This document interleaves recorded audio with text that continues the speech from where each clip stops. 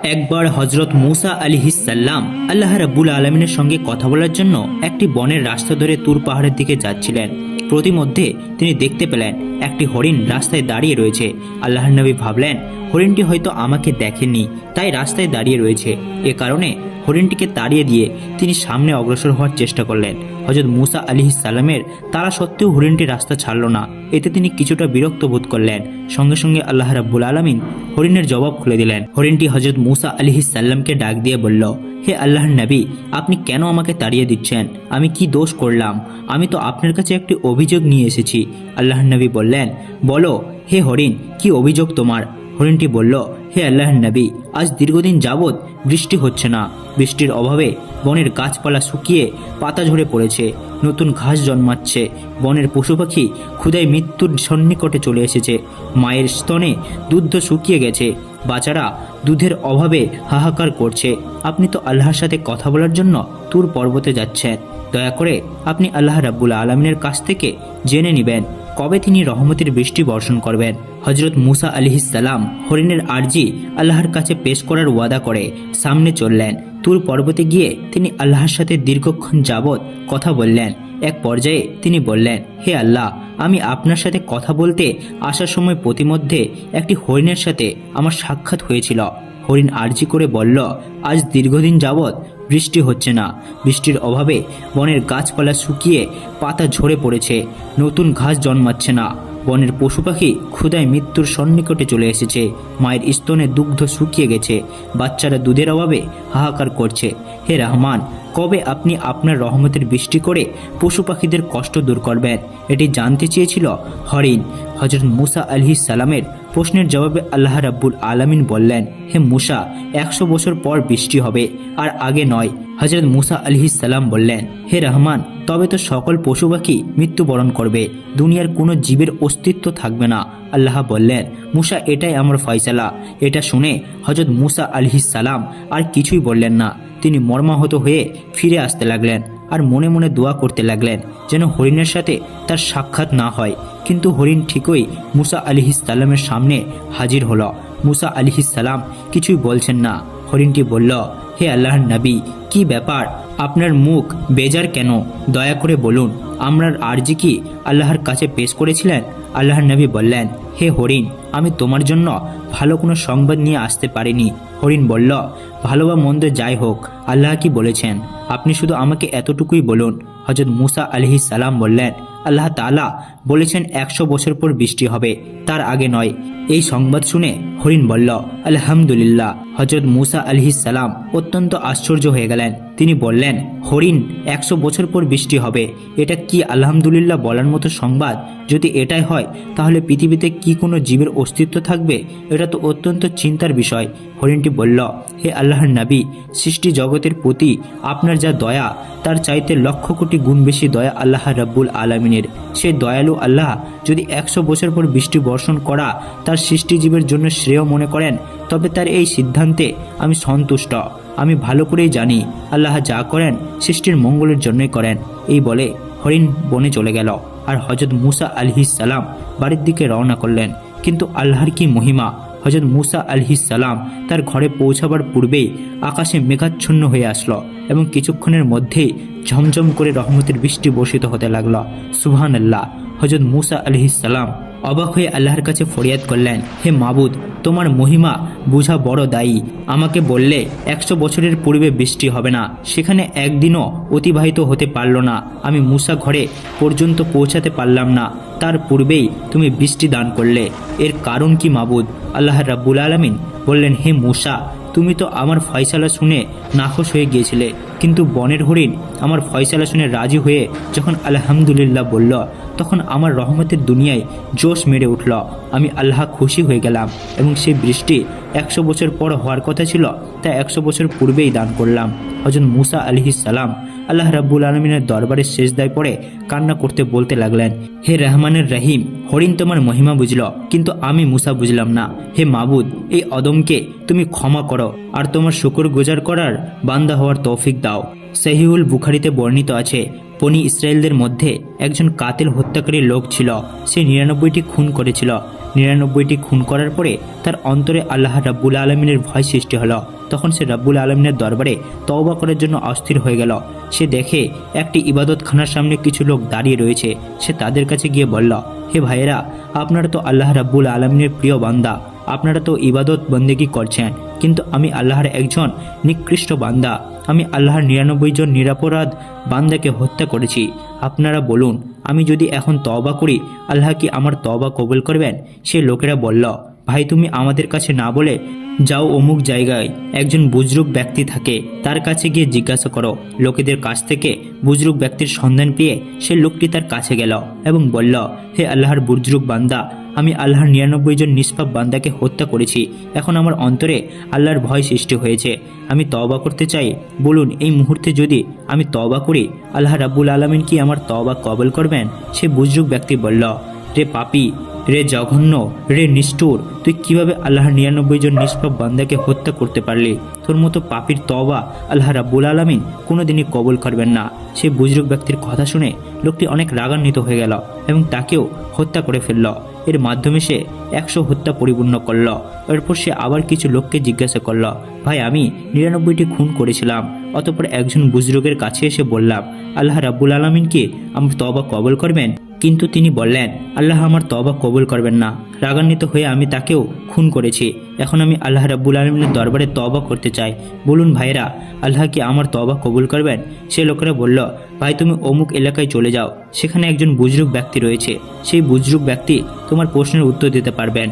লোকটি তাদের কাছ থেকে ঠিকানা নিয়ে সেই বুজরুক ব্যক্তির বাড়ির দিকে যেতে লাগে। কিন্তু আল্লাহর কি মহিমা, প্রতিমধ্যেই সে লোকটি ইন্তেকাল করে গেল। লোকটি ইন্তেকাল করার পরে বেহেশতের ফেরেশতা এবং দোজখের ফেরেশতারা এসে তার রুহ নিয়ে টানাটানি শুরু করে দিল। বেহেশতের ফেরেশতারা বলতে লাগলো, লোকটি তওবা করতে যাচ্ছিল, অতএব আমরা তার রুহ নিয়ে জান্নাতে যাব। দোজখের ফেরেশতারা বলতে লাগলো, সে এখনো তওবা করতে পারেনি, অতএব আমরা তার রুহ নিয়ে জাহান্নামে যাব। ফেরেশতারা যখন এভাবে লোকটির রুহ নিয়ে দ্বন্দ্ব করছিল, আল্লাহ রাব্বুল আলামিন তখন বললেন, রে ফেরেশতারা, তোমরা দ্বন্দ্ব না করে দেখো সেই লোকটি তওবা করার জন্য যেই দিকে যাচ্ছিল সেই স্থান বেশি নিকটবর্তী নাকি যে স্থান ছেড়ে এসেছে সেই স্থান বেশি নিকটবর্তী। যদি সে তওবা করার স্থানের নিকটবর্তী হয়ে যায়, তাহলে জান্নাতের ফেরেশতারা তার রুহ নিয়ে জান্নাতে যাবে। আর যদি তওবা করার স্থানের নিকটবর্তী না হয়, সে বাড়ির নিকটবর্তী হয়, তাহলে জাহান্নামের ফেরেশতারা তার রুহ নিয়ে জাহান্নামে যাবে। এরপরে ফেরেশতারা তার অবস্থান মাপ দিল। দেখা গেল তওবা করার স্থানের দিকে মাত্র 1 হাত সে বেশি অগ্রসর হয়েছিল। তখন আল্লাহ রাব্বুল আলামিন ফয়সালা দিলেন, যেহেতু সে তওবা করার স্থানের দিকে বেশি অগ্রসর হয়েছে, যদিও তা 1 হাত, তারপরও আমি আল্লাহর দয়া করে তাকে বেহেশতবাসী হওয়ার সিদ্ধান্ত দিলাম। অতএব বেহেশতের ফেরেশতারাই তার রুহ নিয়ে বেহেশতে যাবে। একেবারে হযরত মূসা আলাইহিস সালামের সঙ্গে আমালিকা সম্প্রদায়ের ভীষণ লড়াই শুরু হয়ে গেল। আমালিকা সম্প্রদায় হযরত মূসা আলাইহিস সালামের সৈন্যদের উপর বারবার আক্রমণ করল, কিন্তু তারা যতবারই আক্রমণ করছিল, প্রতিবারই আল্লাহর নবী হযরত মূসা আলাইহিস সালাম আল্লাহ রাব্বুল আলামিনের মদদে এবং সাহায্যে তাদেরকে পরাস্ত করেছিলেন। আমালিকা সম্প্রদায়ের সর্বশেষে বুঝতে পারল তারা কোনোভাবে আল্লাহর নবী মূসার সৈন্যদের সঙ্গে পেরে উঠবে না। তাদের একজন খুবই বয়স্ক এবং বুদ্ধিমান বৃদ্ধ ছিল। সকলেই তখন তার কাছে গিয়ে বলল, জনাব, আমরা বারবার মূসার সৈন্যদেরকে আক্রমণ করছি, কিন্তু যতবারই আক্রমণ করছি ততবারই তারা আমাদেরকে পরাস্ত করে দিচ্ছে। আপনি বলুন, কিভাবে আমরা মূসার বিরুদ্ধে বিজয় লাভ করতে পারি? তখন সেই বৃদ্ধ ব্যক্তি বলল, তোমরা যত শক্তি নিয়ে যতবারই মূসার উপর আক্রমণ করো না কেন, তাতে কোনো লাভ হবে না, কারণ মূসার সৈন্যদের মাঝে রয়েছে ঈমানের শক্তি। অতএব তোমাদের সর্বপ্রথম কাজ হলো তোমরা মূসার সৈন্যদের ঈমানি শক্তি দুর্বল করে দাও। যদি তোমরা মূসার সৈন্যদের ঈমানি শক্তি দুর্বল করে দিতে পারো, তবেই কেবল তোমরা তাদেরকে পরাস্ত করতে পারবে। এরপর তারা বৃদ্ধকে জিজ্ঞাসা করল, মূসার সৈন্যদের ঈমানি শক্তি দুর্বল করার উপায় কি? বৃদ্ধ বলল, তোমাদের মধ্যে থেকে সুন্দরী এবং চরিত্রহীন নারীদেরকে মূসার সৈন্যদের মাঝে ছেড়ে দাও, যাতে করে তারা তাদেরকে প্রলুব্ধ করে এবং নিজেদের সাথে জেনে লিপ্ত হওয়ার সুযোগ দেয়। যখন তারা তাদের হাতের মুঠোয় চলে আসবে, তখন যেন তারা তাদেরকে মদ্যপান করার অভ্যাসে গড়ে তোলে। যদি মূসার সৈন্যদের মদ্যপান করে এবং নারীদের সাথে জেনে লিপ্ত হয়, তবেই তাদের ঈমানি শক্তি দুর্বল হয়ে যাবে। এরপর আমালিকা সম্প্রদায়ের লোকেরা গভীর রাতে হযরত মূসা আলাইহিস সালামের সৈন্যদের মাঝে নারীদেরকে ছেড়ে দিল। নারীরা হযরত মূসা আলাইহিস সালামের সৈন্যদেরকে প্রলুব্ধ করতে লাগলো, যেন তারা তাদের সাথে জেনে লিপ্ত হয়। আল্লাহর নবী হযরত মূসা আলাইহিস সালামের সৈন্যদের মধ্যে থেকে কিছু কিছু সৈন্য সেই নারীদের পরালোচনায় পড়ে তাদের সাথে জেনে লিপ্ত হলো। এরপর সেই নারীরা হযরত মুসা আলাইহিসসালামের সৈন্যদের মদ্যপানের অভ্যাস গড়িয়ে তুলল। কিছুদিনের মধ্যে বেশ কিছু সৈন্য এই জালে ফেসে গেল। অতঃপর আমালিকা সম্প্রদায় হযরত মুসা আলাইহিসসালামের সঙ্গে যুদ্ধের মুখোমুখি হলো। হযরত মুসা আলাইহিসসালাম যুদ্ধে পরাজিত হয়ে গেলেন এবং আমালিকা সম্প্রদায়ের যুদ্ধে জয়ী হয়ে গেল।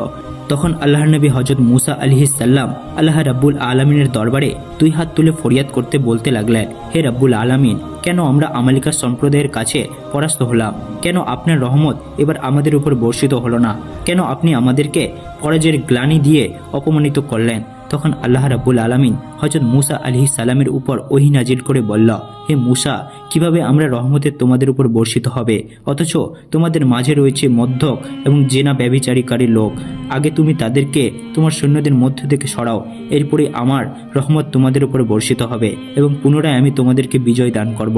হযরত মুসা আলাইহিসসালাম আল্লাহ রাব্বুল আলামিনের পক্ষ থেকে সংবাদ লাভ করার পরে তার সৈন্যদের মাঝে খোঁজ করা শুরু করে দিলেন, কারা কারা এই জালে এসেছে। অতঃপর তিনি তাদের সকলের শিরচ্ছেদ করে দিলেন। বলা বাহুল্য যে হযরত মুসা আলাইহিসসালামের যুগে তওবার এটি মাধ্যম ছিল। কোনো ব্যক্তি যদি কাবিরা গুনাহ করত তাহলে তার তওবার মাধ্যম ছিল তাকে হত্যা করা। এরপরে আল্লাহর নবী হযরত মুসা আলাইহিসসালামের সৈন্যদের সঙ্গে আমালিকা সম্প্রদায়ের পুনরায় যুদ্ধ শুরু হয়ে গেল।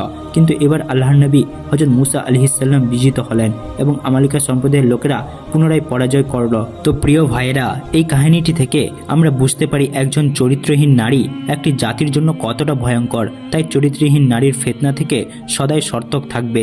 বনি ইসরায়েলদের যুগে একজন খুবই বুজরুগ আল্লাহওয়ালা ব্যক্তি ছিলেন। একবার কিছু লোক তাকে এসে সংবাদ দিল, হে আল্লাহর ওলি, আপনি এখানে বসে আছেন অথচ আপনার এলাকায় লোকজন আল্লাহর সাথে শিরিক করে ধ্বংস হয়ে যাচ্ছে। বুজরুগ ব্যক্তি সংবাদ শুনে বলল, কি বলছো তোমরা? আমার এলাকায় আমি থাকতে লোকজন আল্লাহর সাথে শিরক করছে? কিভাবে তারা আল্লাহর সাথে শিরক করছে? জলদি খুলে বলো আমাকে। লোকজন বলল, তারা আল্লাহ রাব্বুল আলামিনের পরিবর্তে একটি গাছের পূজা শুরু করে দিয়েছে।